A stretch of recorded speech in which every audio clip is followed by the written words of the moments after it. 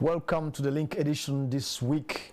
Thank you very much for joining us throughout the many weeks and now months where we provide information that you can use. And the link is also a place for opportunities.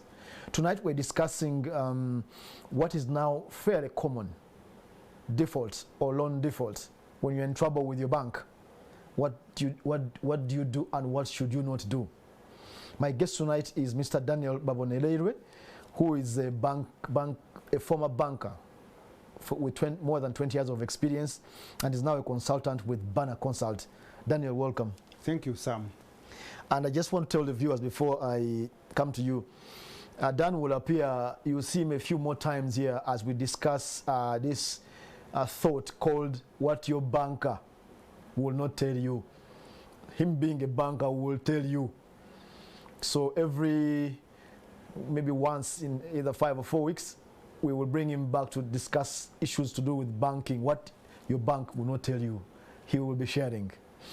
And tonight we're discussing loan default. So Dan, when is someone declared a defaulter by the bank? Thank you, Sam. And the word default is actually means when you fail to conform to any of the conditions of your loan agreement. Okay. Anything.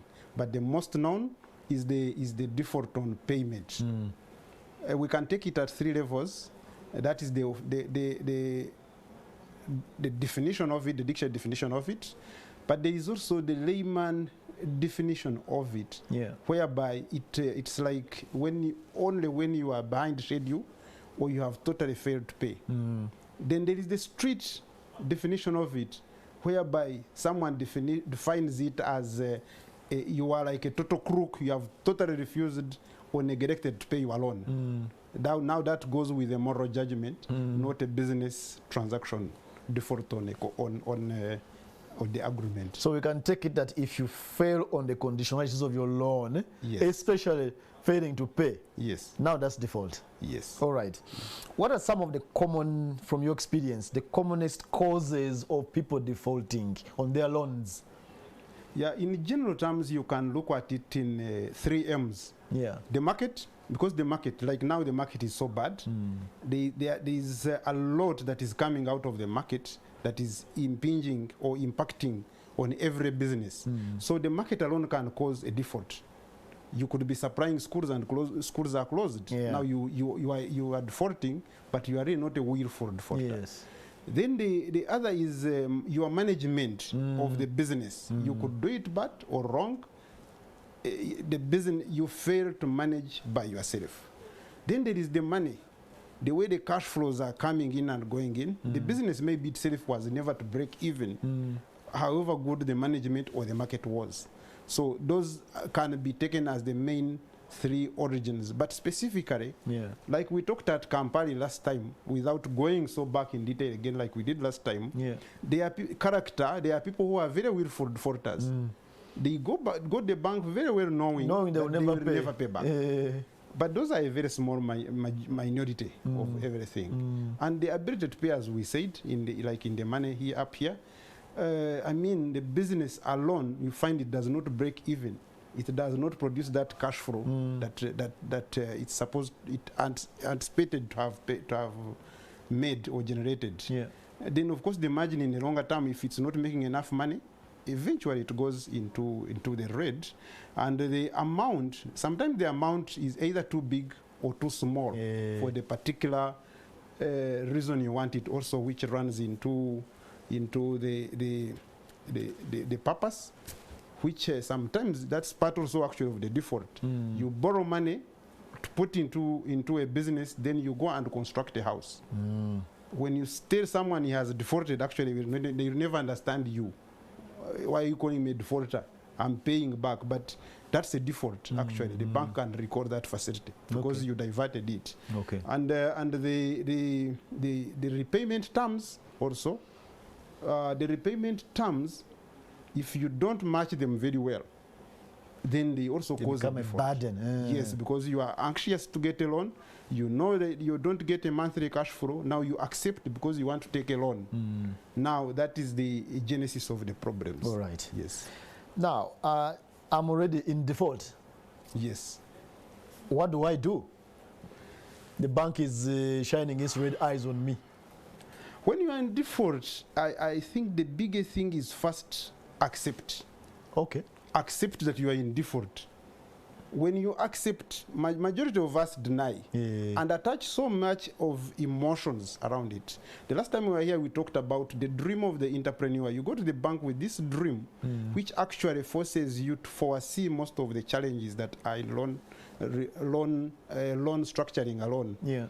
So you take this loan, and your dream now becomes a nightmare. It's a big transition. Now, accepting that you actually now have defaulted is the first step. You take a deep breath, you smile, and then everything now starts falling into place. That's psychological. Psychological. Okay. So we can look at like the 5 Fs. You see, once you are called that you are a defaulter, Yeah. The flight chromosomes flying away or You running. want to run. Yeah. You want to run. So many times kick in, Yeah. and you switch off your phone. The bank is looking for you, and it's not seeing you. Whereas when you are looking for a loan, you are readily available. You would call the bank. Now so the other one is fight. You are not accepting this reality. Now you come, depending on your personality. Every call is a quarrel to the bank. You're in a So bad you are mood. fighting. You even go and hire lawyers. It's good to have lawyers, but if when you tell them lies, lawyers will defend you erroneously. Then the other one is where you fret. Okay. There are those who actually accept that this is reality. It has hit me. I have no way out. There are thousands of ways out if you actually talk to your banker. Then the other one, you could call it the faint. There are those actually who are hit. People have been in depression. You have been reading it in papers. There are people who are so depressed. Now he does not even think of anything. Even if you call him to assist him, he will abuse you. They are depressed and in denial. And the last one is float. Like we said, when you take a deep breath, you have accepted it's like you have fallen into water. Now you say, what am I doing? I'm already in the water. So whether you cry or do whatever, I have to get out. So you now start getting survival skills of getting out. Now, talking to the bank. Yes. I've already defaulted. What do I tell the bank? Now, the best thing actually is to share to one of your commonest. You can actually go and first share it with a person whom you know is a credit professional, a financing professional, who is a friend. He advises you as a friend. How do I get out of this quagmire? Because I'm stuck. In most cases, when that emotion comes in and add in with fear and whatever, you can't think through it. Any one of us, even me talking from here, if I find myself in that situation, part of my reasoning gets compromised. You start thinking, especially when you have that collateral is your home. Yeah. You are not thinking about the money now. You are thinking about your children. You are thinking about your wife. You are thinking about the neighbors who are going to see all your saucepans outside, and they say they have managed him. Now all that compound to shroud your head, and you fail to see. So when you talk to your friend, the friend. Yes. And what will the bank do for you if you tell them? No, because already they know you're in trouble. The banks, unless you have really gone to something else which calls itself a bank and not a bank, but a real professional bank or a professional banker, his interest is to see that you pay back, and you pay back amicably. That is always the win-win. Okay. But in majority of the cases, when that communication breaks down, so I advise you, when you actually, even if you have no solution, call your banker.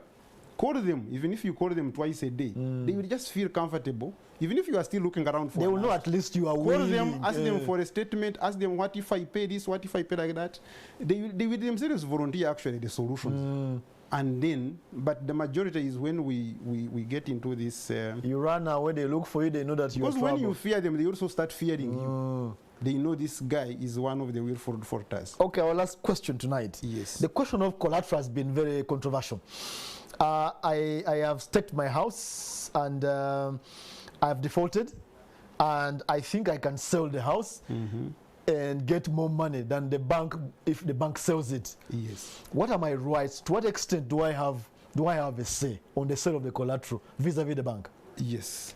Collateral, you remember like last time when we discussed Campari, we equated it to insurance. Yes. So the insurance is a plan B of the bank, what if all these others fail? What do we do? It's called secondary cash flow source, or source of cash flow. Yeah. So if all the others fail, then they rely on this. So when you are still doing well, or you have actually, even if you are still doing well, by the way, you can go to the bank and substitute that collateral. Okay. In case you want to use the other house or sell it, you can go and substitute. They revalue it and substitute. But when you are already in default, the bank is very welcoming of you, because it becomes in the guarantor between you and the person buying. Okay. You go and advertise the property yourself, but whoever is paying must pay through that account. So the bank's money is taken off, and the other person, the security is read directly to the buyer. Okay. Yes. So where does then the controversy always come? People saying, the bank never gave me time. We see this a lot. If the bank has that option, why does acrimony finally occur? That acrimony comes from the very definition we talked about, because you are not declared a defaulter within 1 day. Yeah, there are about 6 categories. We have 1 minute done. Yes. So from month 1, month 2, month 3, the bank has been reminding you that you are in default. You are in default, but the emotion in you want to restore your property. Yeah. So you reach a point when the bank decides that enough is enough. They try to sell for you. Once the advert is already out, it's very difficult to convince anyone now to say that at a good price. Okay. Yes. So that means, Dan, but what you're saying, that if whilst I see things going red, before they are really red, I can actually move and say, let me find a buyer in time. Yes. Actually, that's as you are going to borrow, if you can, try as much as possible to avoid staking your own home, the place where you stay. Yeah. Because that one, now you can see the value of it, that this property is 500 million. I can sell it if anyone gives me anything around that region. But if it's your home, you'll never even get a real price. Okay. Yes. All right. Thank you very much, Dan, for this. We have scratched the surface, but I hope you've got the rough picture. What you should do and what you should not do. The last takeaway, I said, don't stake your home. Find something else to stake. If you can. If you can. That was the link. Thank you for joining us tonight.